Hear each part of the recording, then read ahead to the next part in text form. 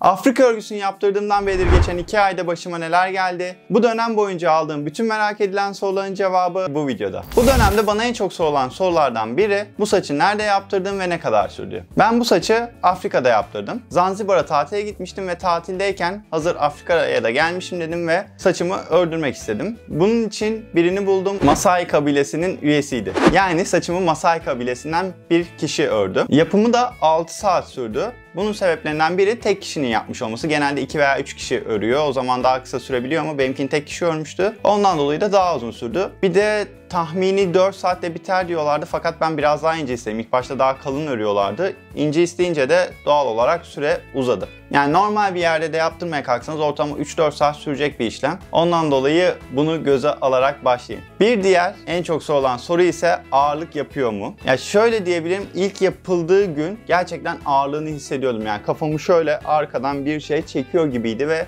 boynum ağrımıştı. Ama böyle hani çok şiddetli bir ağrı değil, yani hafiften böyle bir boyun kaslarım ağrıyordu ve kafam böyle geri gidiyordu, yani onu tutmaya çalışıyordum. Fakat sonrasında alıştım ve hani şu anda bir ağırlığını hissetmiyorum. Sadece duştan sonra ciddi bir ağırlaşma oluyor. Bununla ilgili de duş sorusunda daha detaylı konuşacağız. Bir diğer soru ise hepsi kendi saçım mı? Hayır arkadaşlar, hepsi kendi saçım değil. Ortalama 5 paket diye yanlış hatırlamıyorsam 5 pakete yakın ek saç kullanıldı. Hani bunun birinci sebebi zaten uzun olması. Hani kökünden itibaren benim saçımla beraber örmeye başladılar. Yani benim saçımı örüp sonra ek saçı örmediler.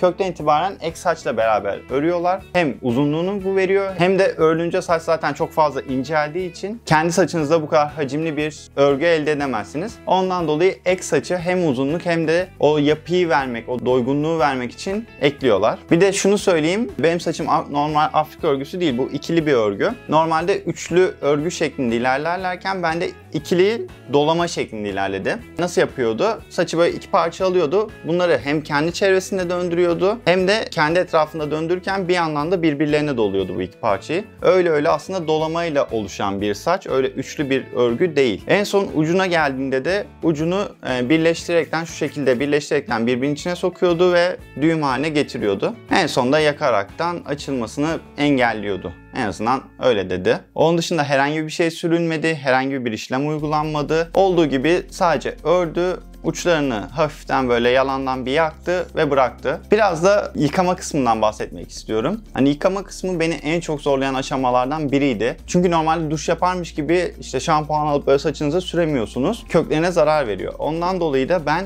lifi köpürtüp köpürmüş lifle şöyle üzerinden geçe saçımı köpürtüyordum. En son duruluyordum. Köpürtmesi ayrı sürüyor, yıkaması ayrı uzun sürüyor. Çünkü şampuandan arınmıyor. Çok uzun sürede arınıyor. Şampuan saçın aralarına giriyor, hani onları da çıkartmak gerçekten uzun sürüyordu. Hani böyle yalandan yıkarsanız da bu sefer kepeklenmeler oluyordu. Yani saçın kökünde o birikmiş şampuan kalıntıları kepekleniyordu ve hoş olmayan görüntüler oluyordu. Ondan çok iyi arındırmanız gerekiyor. Fakat dediğim gibi arındırmak da çok zor bir işlem. Aynı zamanda zaten yıkarken bütün su böyle saçınızda biriktiği için saçınız gerçekten çok ağırlaşıyor. Yani yıkarken böyle sanki o saçlar düşecekmiş gibi oluyor. Böyle köklerinden sürekli çekiyor. Bir de uzun olduğu için çok rahat da yıkanmıyordu. Yani benim için zorlu bir süreçti. Yıkamanın zorluğundan bahsedebilirim. Onun dışında kurutması da ayrıca zordu. Çünkü dediğim gibi hani bu ikili bir örgü, öyle çok rasta gibi iç içe girmiş saçlardan oluşmuyor. Bütün saç telleri aslında dışarıdan gözüküyor. Öyle olunca da bütün suyu çekiyordu. Kurutmaya çalıştığımda da havluyu sarıyordum. Kuruduğunu zannediyordum. Çıkarıyordum ve saçım hani bakınca kuru gözüküyor ama böyle bir 15-20 saniye geçiyor, tekrardan damlatmaya başladı. Bayağı böyle su damlata geziyordum. Çünkü bütün içinde biriken sular ucunda toplanıyordu. En sonunda ucundan damlıyordu. Bundan dolayı da hani kuruması için 1 saate yakın havluyla durduğumu biliyorum. Hani fön makinesi de işe yaramıyor. Zaten fön makinesini çok önermem. Saçınız zaten bu şekildeyken dinleniyor. Hani herhangi bir işlem görmüyor. Ondan fönden de dinlendirebilirsiniz. Ama böyle 1 saate yakın, işte 45 dakikaya yakın havluyla kurutmanız gerekebilir. Özellikle bundan dolayı da yazın yapmanızı öneririm. Çünkü kışın çok daha zor olur muhtemelen. Onun dışında gelen sorulardan biri de nasıl uyudum? Uyumak da hatta duştan daha çok zorlayan bir durumdu. Çünkü uyumaya çalıştığınızda zaten saçlarınızın kökleri sürekli böyle örgülü olduğu için batıyor. Eklenen ek saçlar ve bu aradan çıkan saç parçaları, yani şöyle kamerada belli oluyor mu bilmiyorum ama şu aralardan çıkan saç telleri de böyle iğne gibi batmaya başlıyordu. Bayağı böyle samanın üstünde yatarmış gibi yatıyordum. Herhangi bir öyle bir yastık konforuydu falan filan hiçbiri olmuyordu. Bayağı böyle samanda yatarmış gibi yatıyordum. Yatarken rahat etmek için de saçları hani tamamen ben kafamın altına toplamıyordum da arkaya doğru alıyordum. Uyku süresince rahatsız ediyordu çünkü sürekli böyle arkaya uzayan, hareket etmeye çalıştığımda çekilen, omzumun altında kalan saçlar bütün gece beni rahatsız ediyordu. Ortalama böyle 2 hafta falan çok fazla uyandım. Ama sonrasında alıştım. Şu anda daha alışmış haldeyim. Açınca muhtemelen böyle bambaşka bir rahatlığa kavuşacağım. Bunu da video sonunda göreceğiz. Bakalım nasıl olacak. Bir de sivilcelenme, işte kaşıntı oluyor mu gibi sorularla çok karşılaştım ki bunu ben de hani yaptırmadan önceki videoları izlediğimde çok fazla görüyordum. Sürekli kaşınanların, hatta krem sürmeye kadar giden yaraların olduğunu, bu yüzden de saçını açmak zorunda olan kişileri duymuştum. Bu da beni bir tık korkutuyordu açıkçası. Ama bende herhangi bir böyle yaraya varacak bir durum olmadı. İlk hafta çok fazla kaşındı. Olabildiğince az kaşımaya çalıştım ama batan saçlardan dolayı kaşınıyordu yani. Bir hafta böyle çile gibi geçti. Hatta diyordum ben buna nasıl dayanacağım ya. Yaptırdığım zaman da 2-3 ay bozulmadan gider diyorlardı. O bir haftadan sonra bir anda böyle kaşıntılar sanki hiç yokmuş gibi geçti. Yani çok hızlı bir geçti, öyle azalma değil, bayağı bir anda kesildi. Şu anda çok nadir kaşınıyor, herhangi bir şey olmuyor. Sadece artık çok fazla yıprandığı için, zaten bugün açmamın sebebi de o. Hani saçım çok fazla yıprandı. Şurada ibibik gibi bazen çıkıyor. Hani kökleri açıldı. Bir tane saçta düştü. Şöyle gösterebilirim burada. Örgünün de düz hali bu. Yani kendi saçımın arasında olan saçlar da bunlar. Bunların arasında kendi saçlarım da vardı. Bu kayarak açıldı ve çıktı. Ondan dolayı da artık bugün açma kararı aldım. Çıkan teller özellikle sırtınıza batıyor, ensenize batabiliyor. Sonrasında bu tarz kaşınmalar oluyor. Fakat öyle köklerde çok fazla kaşınma olmuyor. Yaptırırken buna hiçbir yerde karşılaşmamıştım. Böyle bir düşünceye de hiç girmemiştim ama hiç beklemediğim bir şey başıma geldi. O da kulaklığı takamamak oldu. Normalde bilgisayarda kulaküstü bir tane oyuncu kulaklığım vardı. Saçlar yandan genişlediği ve kulağımın üzerinde kapattığı için o oyuncu kulaklığı bir türlü kafama oturmadı. O yüzden de 2 ay boyunca neredeyse oyuncu kulaklığını hiç kullanamadım. Hani bazen böyle mecbur kalınca taktım. Onda da bayağı böyle işte saçı topluyorum, ediyorum, kulaklığı oturtuyorum. O şekilde çok rahatsız edici bir durumdu. Aklınızda bulunsun, böyle kulaküstü kulaklıklar olsun, gözlük olsun, takması çok zor oluyor. Çünkü saçlar hem hacmen genişliyor hem de yan kulaklarınızın üzerini kapattığı için çok zorlandığınız bir durum oluyor. Çoğu zaman oturmuyor. En geniş formunda bile oturmuyordu yani. Öyle diyebilirim. Bunu hiç beklemiyordum. Bir anda yaşadım ve şok oldum. Kulaklıksız ne yapacağım? En son başka böyle kulak içi kulaklıklarla hallettim. Sancılı bir süreçti.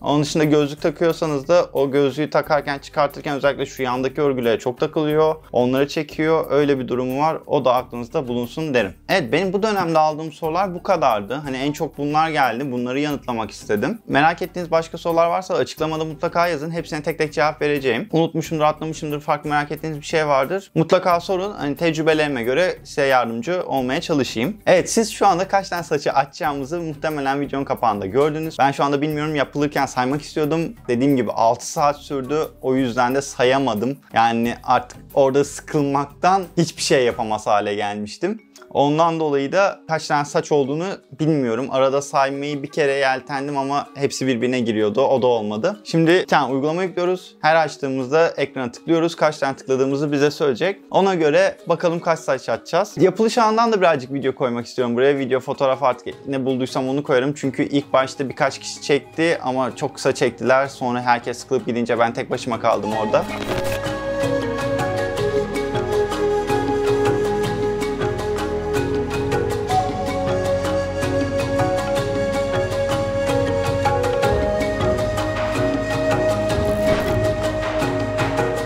O zaman videoya başlıktan geldiyseniz bunun için gelmiş olabilirsiniz. Saçlarımızı açıyoruz. Bunu tek başıma yapacağım çünkü normalde daha geç bir sürede açacaktım. Ona göre planlamıştık. Hatta kameraman arkadaşım da gelecekti. Hareketli çekimler de alacaktık. Dediğim gibi hani saçım çok dağıldı, açılanlar oldu ve köklerden artık ayrılmaya başladığı için bugünden açmam gerekiyor. O zaman başlayalım. Normalde Afrika örgülerini bununla açıyorlardı. Hani her bir örgünün arasına girip çekerek açıyorlardı. Ama benimki ikili döndürme olduğu için belki elle de çok kolay açılır, bilmiyorum. Sadece uçlarından ufak bir kısmı keseceğim. Sonrasında da hep beraber bakacağız artık. En rahat nasıl açılırsa deneyeceğiz. Tabii buraları böyle ortalama 15-20 saniyede bitireceksiniz. Fakat benim için uzun bir süre var gibi duruyor. Çok gerginim şu anda, çok üzgünüm. Gerçekten sevmiştim ama buraya kadar. Nasıl açılacak bu ya? Takla direkt açılıyor. Şöyle birkaçlı tutup çekince açılıyor direkt. Güzel. Bu hızlı biter. Çok öyle uzun süreceğini zannetmiyorum. Düğüm olduk. 2000 years later. Evet. İlk saçı kurtardık. Bakın arkadaşlar, saçım şu gözükmeyen, çıkan bu. Videomu bundan sonrasını hızlandırıyorum. Hızlı hızlı izleyin.